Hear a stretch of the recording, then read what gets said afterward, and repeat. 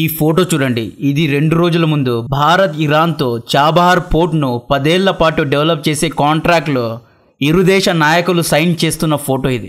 సింపుల్గా చెప్పాలి అంటే భారత్ 10 ఏళ్ల వరకు ఇరాన్ నుండి చాబహార్ ఓడరేవును కొనుక్కున్నది. ఒక పక్క లోక్సభ ఎలక్షన్స్ భారత్లో జరుగుతున్నాయి, ఇంకో పక్క వెస్టర్న్ మీడియా భారత్ యొక్క అంతరంగిక విషయాల్లో తలదూరుస్తోంది. భారత్లో జరిగే ఎలక్షన్స్లో జోక్యం చేసుకుంటోంది.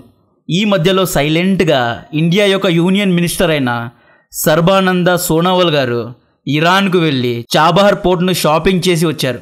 వచ్చే 10 ఏళ్ల వరకు భారత్ చాబహార్లో ఉన్న షాహిద్ బెహెస్టీ టెర్మినల్ పోర్ట్ను డెవలప్ చేయడానికి 960 కోట్లు స్పెండ్ చేస్తుంది. అలాగే దాదాపు 2000 కోట్ల రూపాయలు చాబహార్ పోర్ట్ యాజమాన్యానికి అప్పుగా ఇచ్చి ఇన్ఫ్రాస్ట్రక్చర్ పనులకు వాడుతుంది అన్నమాట. ఈ న్యూస్ విని అమెరికా పెద్దలు నిద్రపోవడం లేదంట. బైడెన్ తల పట్టుకొని కూర్చున్నాడు. షీ జిన్పింగ్ బర్నాలు రాసుకుంటున్నాడు. మనోళ్ళు చరిత్ర రాశారండి. ఇక్కడ అమెరికాకు ఇరాన్ అంటే ఇష్టం లేదు. అమెరికా ఇరాన్ పైన ఎన్నో శాంక్షన్స్ వేసింది, ఆర్థిక నిబంధనలు వేసింది. ప్రస్తుతం రెడ్ సీలో ఇరాన్ స్పాన్సర్ చేసిన Houthi team America Europe ships పైన దాడులు చేస్తున్నారు. ఇరాన్ అమెరికా మధ్య బద్ధ శత్రుత్వం ఉన్న సమయంలో భారత్ ఈ డీల్ సైన్ చేసింది. దీనికి కౌంటర్ ఇస్తూ అమెరికా భారత్ పైన కూడా శాంక్షన్స్ వేస్తాము అని హెచ్చరించడం జరిగింది. చాబహార్ పోర్ట్ను భారత్ ఎట్టి పరిస్థితుల్లో వదులుకోదు. ఎందుకు వదులుకోదు అనే విషయాలు మ్యాప్స్ అండ్ గ్రాఫిక్స్ వాడి ఈ వీడియోలో ఎక్స్ప్లెయిన్ చేస్తా.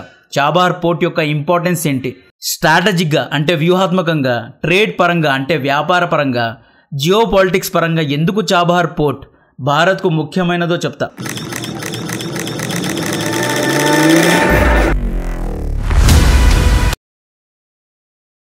ఇక్కడ ఇరాన్ సముద్ర ఒడ్డున సిస్తాన్ బలూచిస్తాన్ ప్రావిన్స్లో కనబడుతున్న ఏరియా పేరు చాబహార్. చాబహార్ లోపల ఉన్న ఓడరేవు పేరు షాహిద్ బెహెస్టీ టెర్మినల్ పోర్ట్.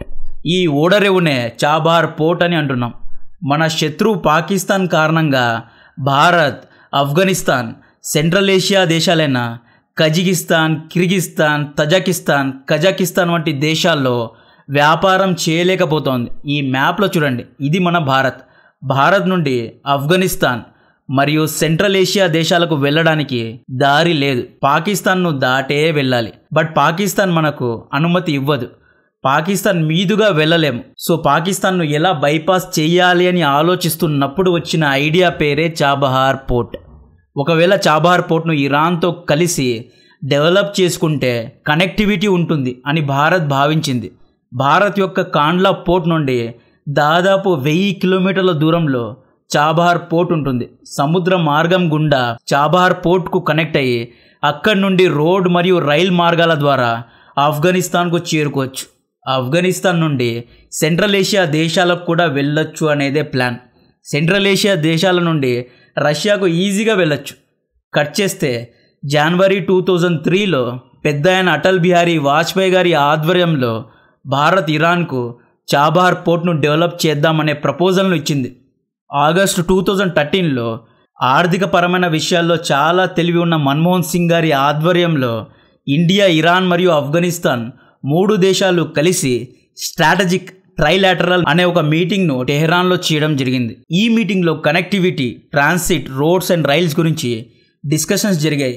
2003లో ప్రపోజల్ పెట్టి 2013లో మీటింగ్ ఎందుకు చేశారు, ఈ 10 ఏళ్ల సమయం ఎందుకు వేస్ట్ చేశారు అంటే ఇక్కడ జియో పొలిటికల్ షిఫ్ట్ను అర్థం చేసుకోండి.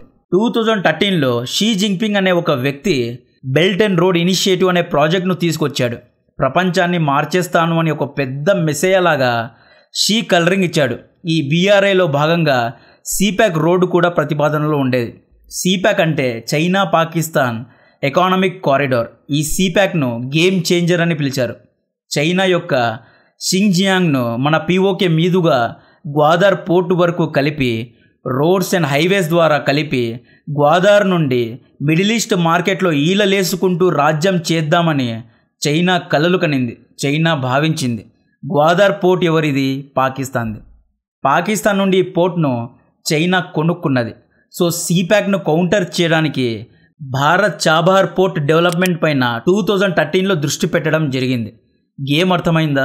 ఒకవేళ గ్వాదార్లో చైనా వ్యాపారం కాకుండా పిచ్చి వేషాలు వేస్తూ తన మిలిటరీను, తన నేవీను దింపితే చాబహార్లో ఇండియన్ మార్కోస్ దిగుతారండి. చైనాను కౌంటర్ చేస్తారు.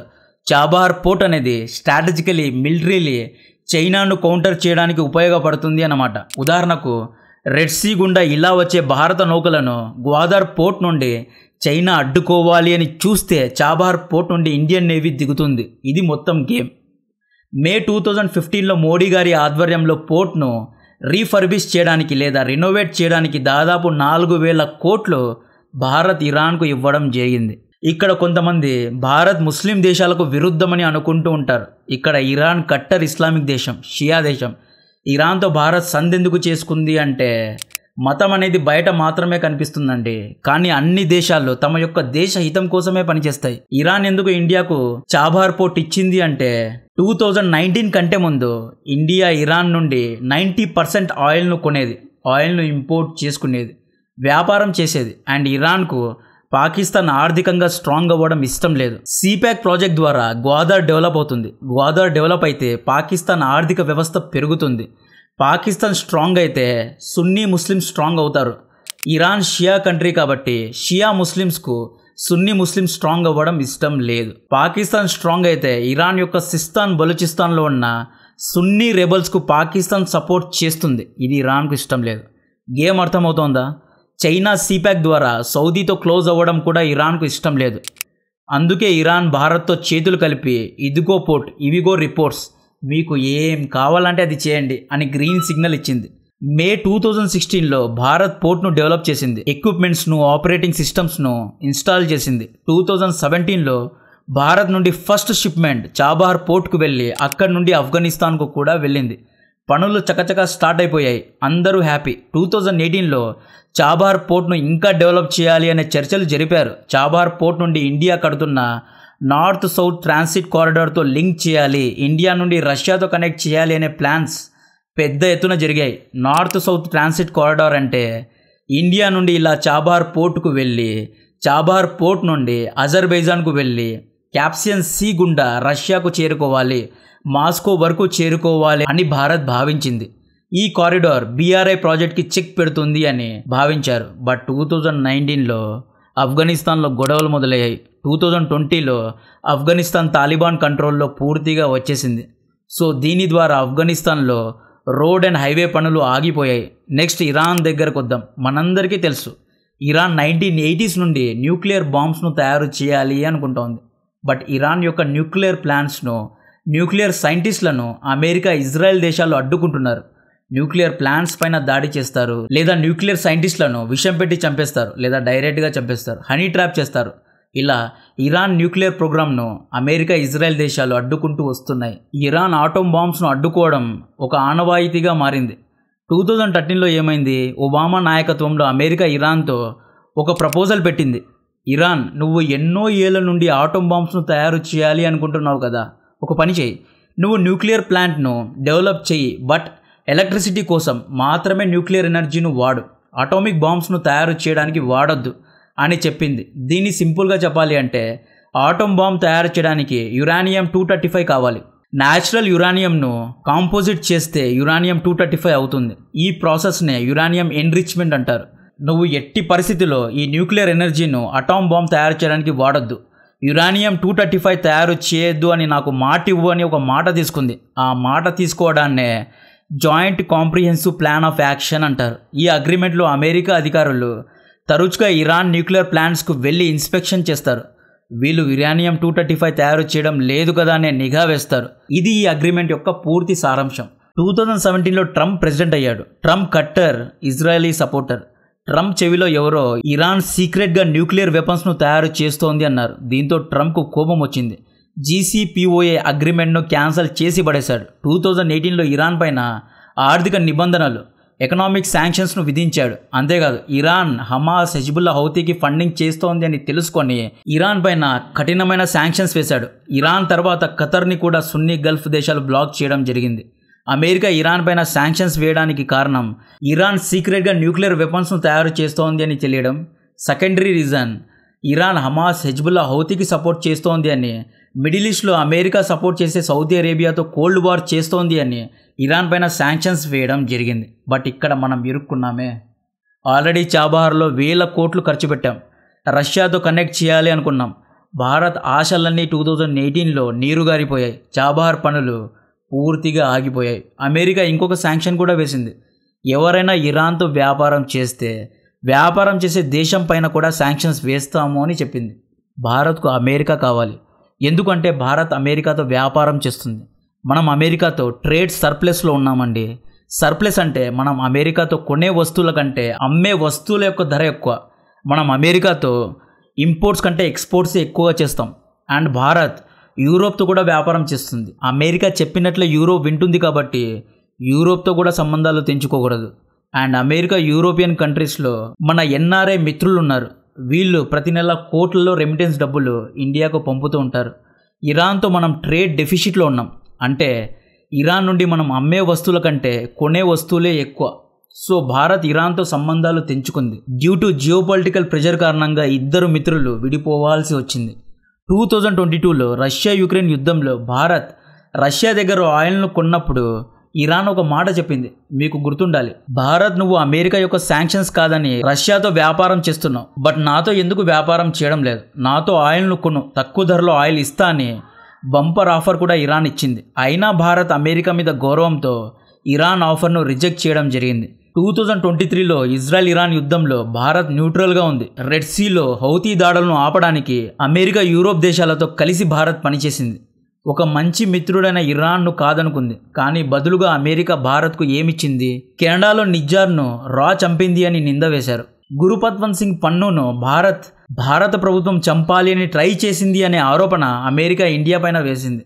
భారతీయ ఎలక్షన్స్లో అమెరికా పెంచి పోషించిన డీప్ స్టేట్ ఇన్వాల్వ్ అవుతోంది. ఇండియాలో ఎలక్షన్స్ సరిగా జరగడం లేదు అని వెస్టర్న్ పత్రికలు రాస్తున్నాయి. నెలకొకసారి ఏదో ఒక ఇండెక్స్ను తీసుకొచ్చి ఇండియాను పాకిస్తాన్, బంగ్లాదేశ్ కంటే తక్కువగా చూపిస్తారు. అమెరికా తెలుసుకోవాల్సిన విషయం, ఇండియన్ ఎలక్షన్స్లో ఎన్డీఏ మరియు ఇండియా అలయన్స్ కొట్టుకుంటున్నారు. ఎలక్షన్స్లో ఫైట్ చేస్తున్నారు. ఎవరికి టాలెంట్ ఉంటే వాళ్ళే గెలుస్తారు. ఇందులో వెస్టర్న్ పవర్స్ యొక్క ఇన్వాల్వ్మెంట్ ఎందుకు?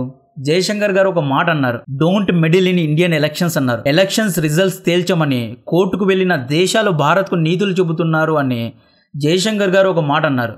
సో ఇక్కడ క్లియర్గా ఇండియా ఇరాన్ రష్యా కూటమిలో చేరుతోంది. అమెరికా చిల్లర వేషాలు వేస్తూ తన వర్చస్వాన్ని కోల్పోతోంది. దీంతో భారత్ పూర్తిగా అమెరికాతో తెంచుకుంటుంది అని నేను చెప్పట్లేదు. ఇక్కడ భారత్ అమెరికాకు స్వీట్ వార్నింగ్ ఇస్తోంది, జాగ్రత్త పడు అని హెచ్చరిస్తోంది. 2024లో జరిగిన చాబహార్ పోర్ట్ అగ్రిమెంట్ హిస్టారికల్ అంటున్నారు. ఈ పోర్ట్ ఫుల్గా డెవలప్ అయితే ఆఫ్ఘనిస్తాన్, సెంట్రల్ ఏషియా దేశాలతో రష్యాతో భారత్ తక్కువ రోజుల్లో వస్తువులను సరఫరా చేయగలుగుతుంది. ఆఫ్ఘనిస్తాన్, సెంట్రల్ ఏషియా దేశాలు ల్యాండ్ లాక్డ్ దేశాల్లో వస్తువులను ఎక్స్పోర్ట్ ఇంపోర్ట్ చేయడం చాలా కాస్ట్లీ అవుతుంది. ఎందుకంటే వీరికి సముద్ర మార్గం లేదు కాబట్టి. సో చాబహార్ పోర్ట్ ద్వారా, సముద్ర మార్గం ద్వారా అట్లీస్ట్ ఇరాన్ వరకు భారత వస్తువులను సప్లై చేసి అక్కడి నుండి రోడ్ మార్గం ద్వారా మిగతా దేశాలకు సరఫరా చేస్తుంది భారత్. సరే, ఈ చాబహార్ పోర్ట్ వల్ల భారత్కు ఆర్థికంగా లాభం ఏంటి అంటే, చైనాకు సెంట్రల్ ఆసియా దేశాల మధ్య ప్రతి ఇయర్ 7 లక్షల కోట్ల వ్యాపారం జరుగుతుందండి. అదే ఇండియాకు సెంట్రల్ ఆసియా దేశాల మధ్య ప్రతి ఇయర్ కేవలం 16,000 కోట్ల వ్యాపారం మాత్రమే జరుగుతుంది. డిఫరెన్స్ చూడండి ఎంత ఉందో. ఇండియా జీడిపి ఎలా పెరుగుతుంది? ఎక్స్పోర్ట్స్ ఎక్కువగా అయినప్పుడే జీడిపి పెరుగుతుంది. ఎక్స్పోర్ట్స్ పెరగాలి అంటే కొత్త దేశాలతో వ్యాపారం చేయాలి, బిజినెస్ను ఎక్స్పాండ్ చేయాలి అంటే ఇన్ఫ్రాస్ట్రక్చర్ కావాలి. రోడ్స్, సీ రూట్స్, పోర్ట్స్ కావాలి. చాబహార్ అనేది భారత్ యొక్క ఇన్ఫ్రాస్ట్రక్చర్ ప్రాజెక్ట్. చైనాకు సెంట్రల్ ఆసియా దేశాల మధ్య రోడ్ కనెక్టివిటీ చాలా సూపర్గా ఉంది. మనకు లేదు. ఎందుకంటే మధ్యలో పాకిస్తాన్ అనే ఒక చెత్త దేశం ఉంది కాబట్టి. చాబహార్ వచ్చేస్తే దాదాపు 5 లక్షల కోట్ల వరకు ప్రతి ఇయర్ ఇండియా సెంట్రల్ ఆసియా దేశాలతో వ్యాపారం చేస్తుంది. It's all about money. Content నచ్చితే వీడియోను లైక్ చేయండి, ఛానల్ను సబ్స్క్రైబ్ చేసి అందరికీ షేర్ చేయండి. జై హింద్.